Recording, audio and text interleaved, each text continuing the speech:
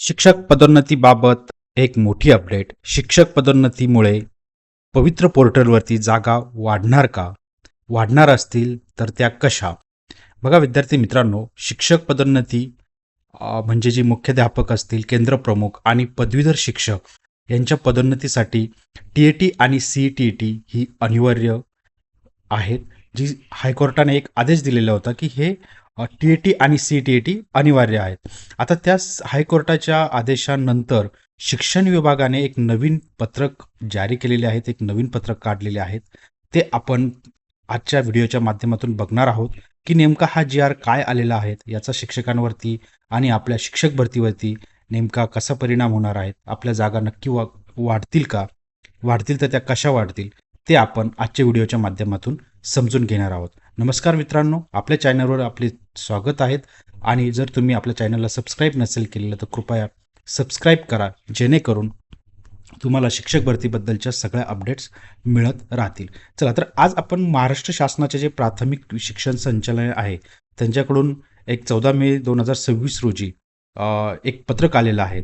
हे पत्रक आहेत आणि याचा नेमका या पत्रकामध्ये नेमकं काय सांगितलेलं आहे, तर हा जो निर्णय घेतलेला आहे या पत्रकाद्वारे तो विस्तार अधिकारी, केंद्रप्रमुख, मुख्याध्यापक आणि पदवीधर शिक्षक यांच्या पदोन्नती संदर्भात आहे. तर बघा विद्यार्थी मित्रांनो, इथे 14 तारखेला हे पत्रक आलेलं आहे. महाराष्ट्र शासनाचे जे प्राथमिक शिक्षण संचालनालय आहे त्यांच्याकडून आलेलं आहे. तर प्रति कुणाला म्हटलंय, तर विभागीय शिक्षण उपसंचालक सर्व विभाग आणि शिक्षण अधिकारी प्राथमिक सर्व जिल्हे. ठीक आहे. आणि याचा विषय असा आहे की विस्तार अधिकारी, केंद्रप्रमुख, मुख्याध्यापक व पदवीधर शिक्षक यांच्या पदोन्नती बाबत.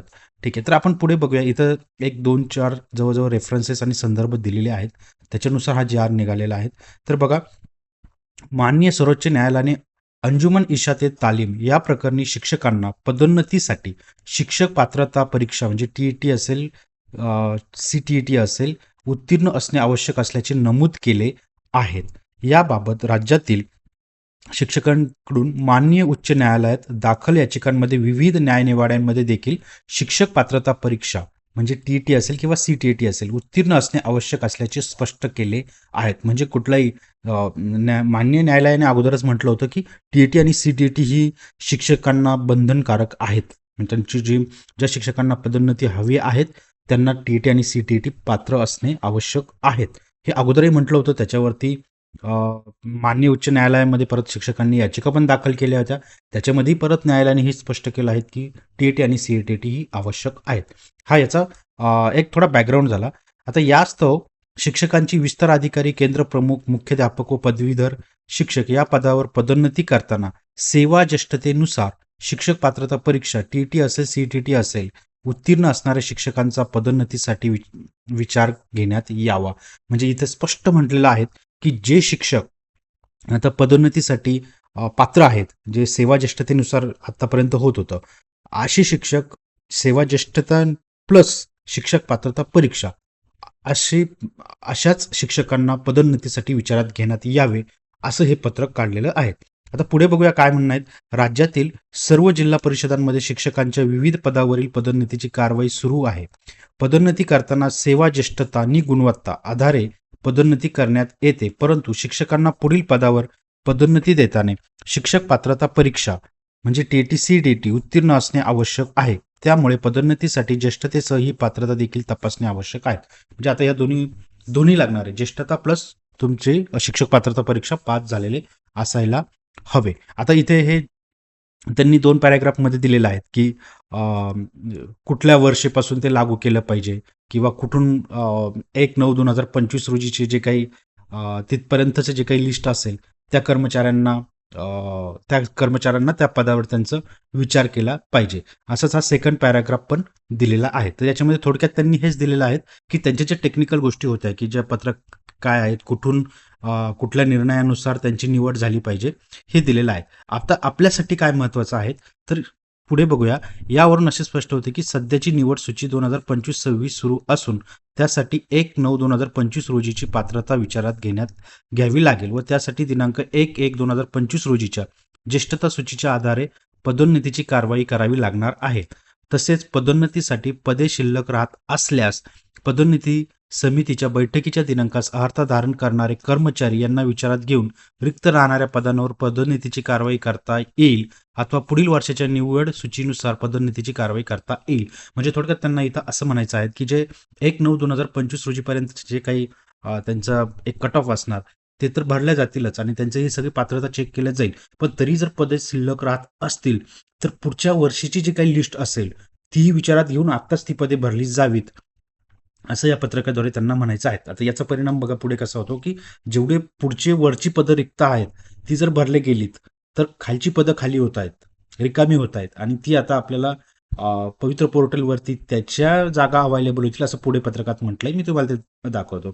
आता बघा वरील प्रमाणे शिक्षकांच्या विविध पदावरील पदोन्नतीची कारवाई करताना उतरत्या क्रमाने शिक्षण विस्तार अधिकारी, केंद्र प्रमुख, मुख्याध्यापक, पदवीधर शिक्षक याप्रमाणे केल्यास त्या गटातील पदे रिक्त होऊन जास्तीत जास्त पदोन्नतीसाठी उमेदवार उपलब्ध होऊन पदोन्नतीची रिक्त पदे भरले जातील व पदोन्नतीची कारवाई करता येईल. सदर पदोन्नतीची कारवाई वेळेत पूर्ण झाल्यास खालची शिक्षकांची पदे रिक्त होतील. बघा खाली हे अतिशय महत्वाचं आहे. खालची शिक्षकांची पदे रिक्त होतील. त्यामुळे रिक्त होणारी पदवीधर शिक्षक, प्राथमिक शिक्षक यासारखी अध्यापकीय पदे पवित्र पोर्टल मार्फत पदभरतीची कारवाई पूर्ण करता येईल. म्हणजे आता जी पवित्र पोर्टलची आपली जी भरतीची प्रक्रिया चालू आहे त्याच्यामध्ये ही पदे परत ऍड होतील आणि आपली पदे वाढतील. म्हणजे जी काही आता नवीन शिक्षक होणार आहेत त्यांच्यासाठी अजून ऑपॉर्च्युनिटी वाढेल. म्हणजे जी वरची आहेत की जे अधिकारी होणार आहेत, विस्तार अधिकारी असतील, केंद्र प्रमुख असतील, मुख्याध्यापक असतील, पदवीधर शिक्षक असतील, हे यांची पदोन्नती झाल्यानंतर ती खालची पदे खाली होणार आहेत आणि ती खालची पदे खाली झाली की ती पवित्र पोर्टलला येतील आणि ती पवित्र पोर्टलद्वारे भरली जातील आणि ती या भरतीमध्ये होईल. तसं इथे त्यांनी पत्रकच काढलेलं आहे. काही जिल्हा परिषदांमधील पदोन्नतीबाबत मान्य उच्च न्यायालयात याचिका दाखल असून त्यावेळीस शपथपत्र दाखल करून याचिका निकाली काढून त्यानुसार पदोन्नतीची कारवाई करता येईल. याबाबत शासकीय विधितज्ञ, जिल्हा परिषदांचे वकील यांच्याशी संपर्क साधून तत्काळ कारवाई करावी. ज्या परिषद जिल्हा परिषदांमध्ये अजूनही पण मान्य उच्च न्यायालयामध्ये जे काही याचिका अजून पेंडिंग असतील त्याबद्दलही त्या निकाली काढून पूर्ण कारवाई करावी असं या पत्रकातून सांगितलेलं आहे.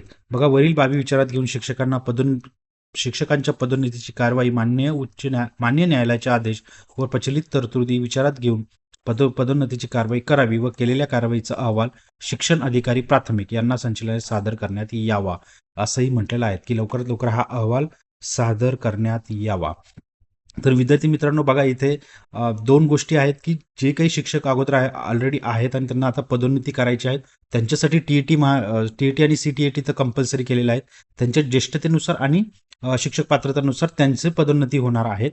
हे तर मान्य उच्च न्यायालयाने तसं सांगितलं आहे की शिक्षक पात्रता परीक्षा ही उत्तीर्ण असणे ही आवश्यक आहे. आणि दुसरी गोष्ट यांची पदोन्नती झाल्यामुळे खालच्या जागा खाली होणार आहेत आणि त्या जागा पवित्र पोर्टलला येणार आहेत. त्याच्यामुळे आपल्या जागा ह्या वाढतील. ही एक अतिशय आनंदाची गोष्ट आहे. विद्यार्थी मित्रांनो जर तुम्ही आपल्या यूट्यूब चॅनलला सबस्क्राईब नसेल केलं तर कृपया सबस्क्राईब करा जेणेकरून तुम्हाला शिक्षक भरती संदर्भाच्या सगळ्या अपडेट्स मिळत राहतील. धन्यवाद विद्यार्थी आणि शिक्षक मित्रांनो.